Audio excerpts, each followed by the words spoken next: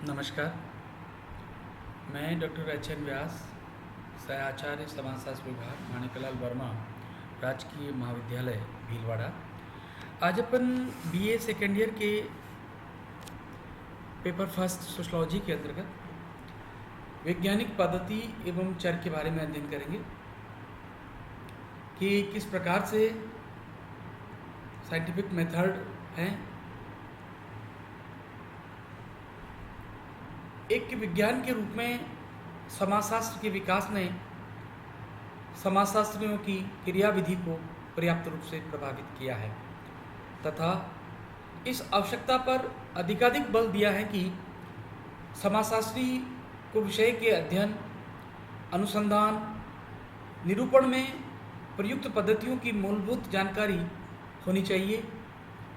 विज्ञान मात्र व्यवस्थित ज्ञान का संचयन ही नहीं है।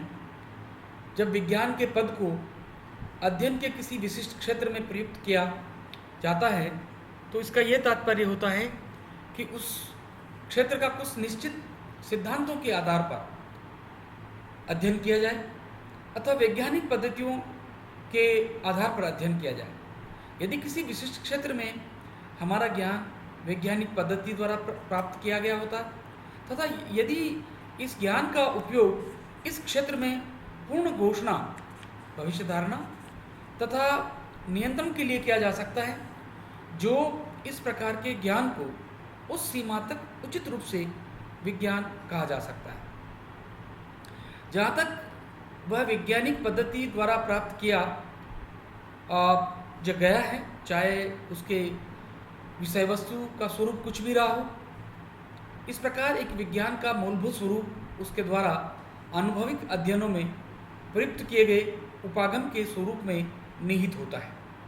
अनुभविक क्षेत्र अर्थात वह विश्व जो मानवीय अनुभव की परिधि में है। सभी विज्ञानों की एकता उनकी विषय वस्तु में नहीं अपितु उनके अध्ययन पद्धति में निहित होती है।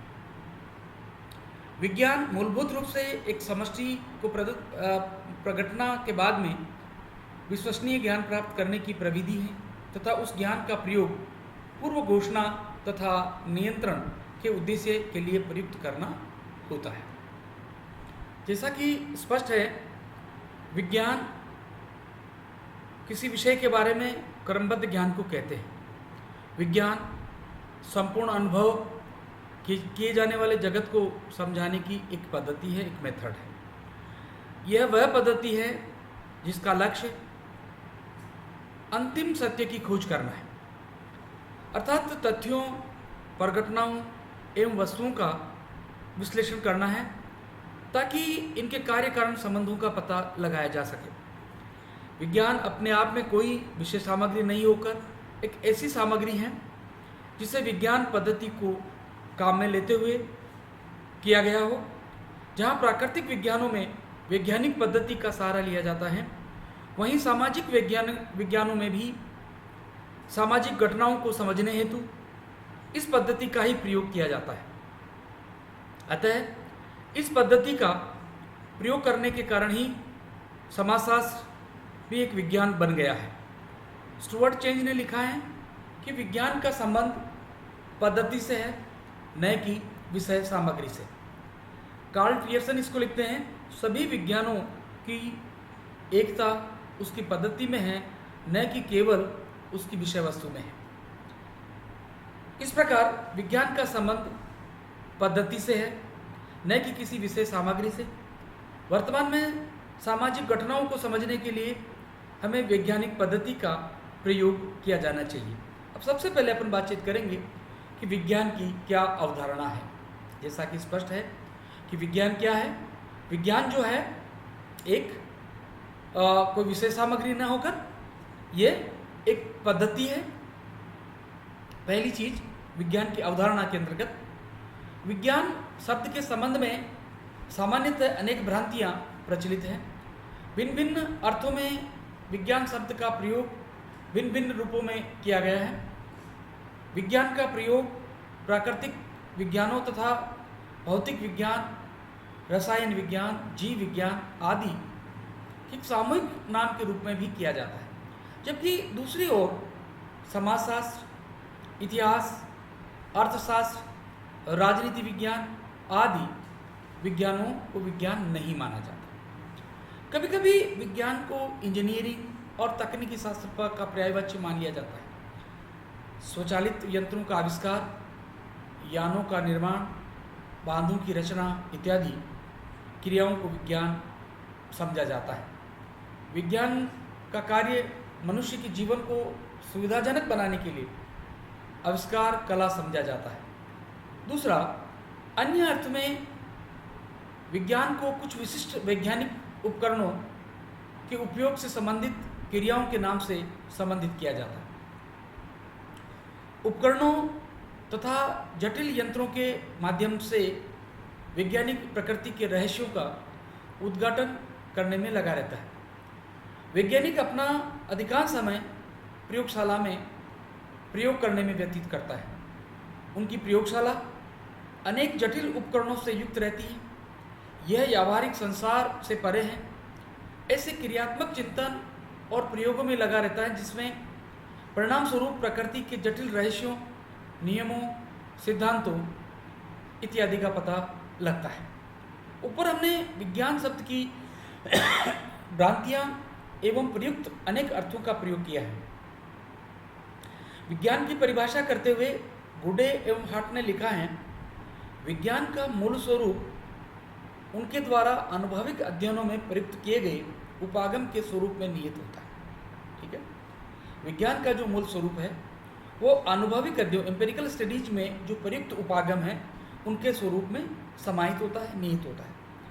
कार्ल पियर्सन ने लिखा है कि एक वैज्ञानिक नियम, एक साइंटिफिक रूल्स प्रत्यक्षीकरणों एवं अवधारणाओं के विशिष्ट समूह के संबंधों एवं क्षेत्रों का सारांश अथवा सूक्ष्म प्रकटन है जो तभी प्राप्त किया जाता है जबकि यह मनुष्य द्वारा प्रतिपादित किया गया जाए।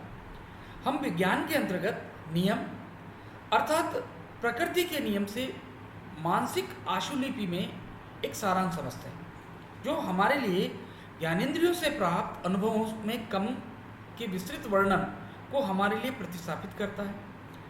वैज्ञानिक अर्थ में नियम आवश्यक रूप से मानवीय मस्तिष्क का एक यौगिक है तथा व्यक्तियों से अलग अलग इसका कोई अर्थ नहीं है। प्राकृतिक घटनाओं में जो तर्क मिलता है वह निश्चित है। ऐसे कारण अर्थात मानवीय तर्क द्वारा किया जाता है। समग्र में जिस तर्क की प्राप्ति मनुष्य करता है वह उसकी अपनी तार्किकता की सामर्थ्य का परिवर्तन ही है। चर्चमैन एवं एकॉफ के अनुसार विज्ञान ज्ञान प्राप्त करने का एक व्यवस्थित तरीका है। उन्हीं के शब्दों में विज्ञान का अर्थ कुशल खोज है। वाइट के शब्दों में साइंस इज साइंसिंग अर्थात विज्ञान का अर्थ वैज्ञानिकता है। इन परिभाषाओं से यह तो स्पष्ट होता है कि विज्ञान कोई विषय वस्तु नहीं बल्कि अध्ययन की एक पद्धति है।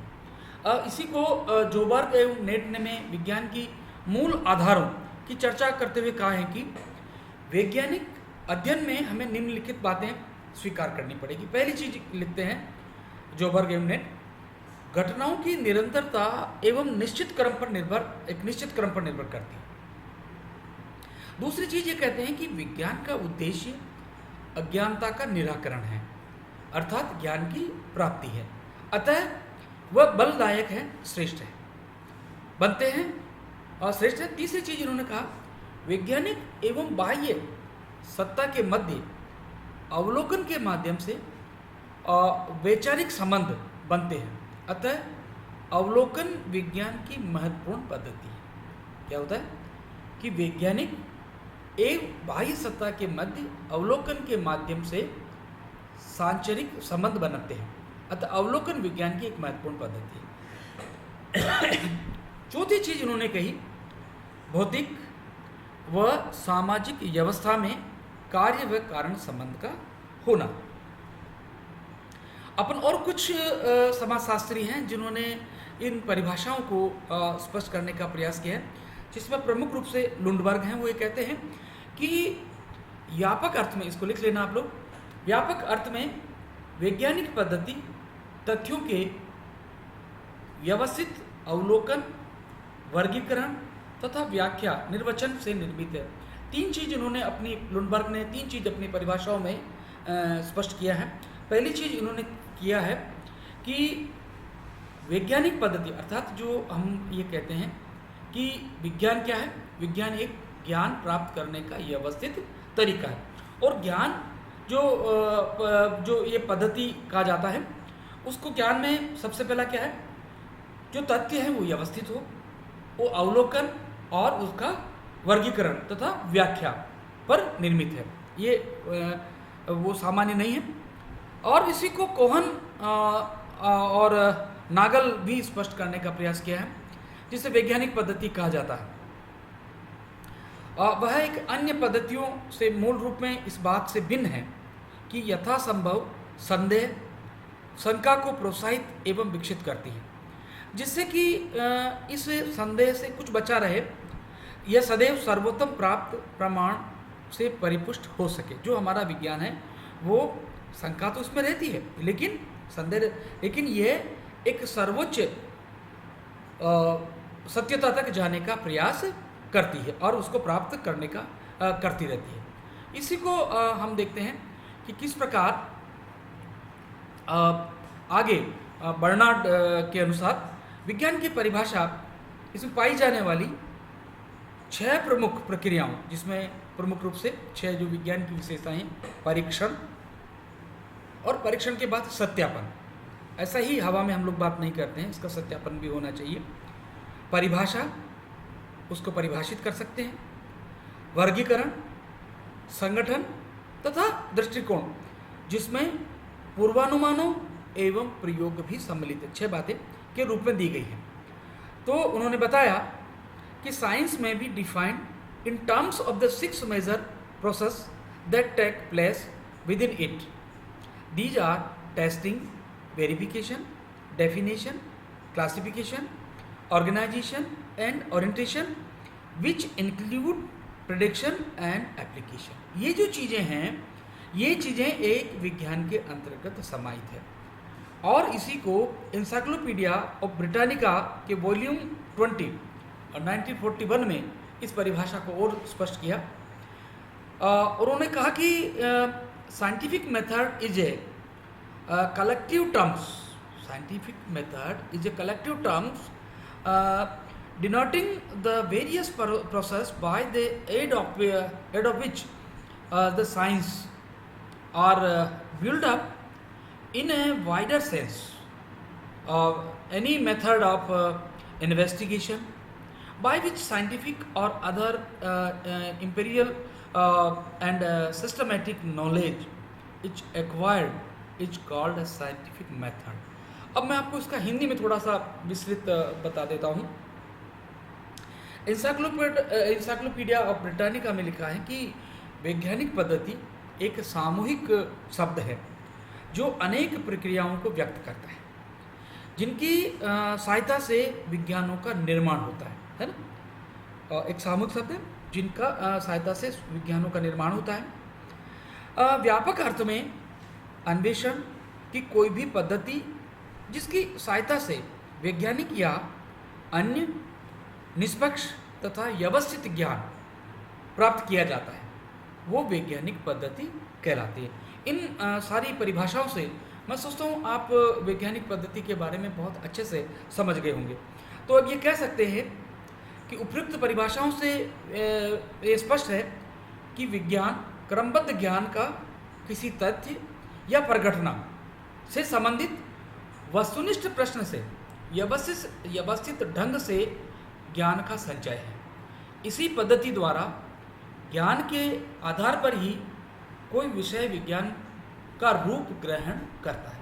ये सारी जो एक विज्ञान की परिभाषाएं थी वो मैंने आपको सामने रखी, और इन्हीं परिभाषाओं के आधार पर कल अपन विज्ञान की क्या प्रमुख विशेषताएं हो सकती है, क्योंकि जो सारी परिभाषाएं थी उनमें कहीं न कहीं एक विज्ञान की कैरेक्टरिस्टिक्स बताने का प्रयास किया।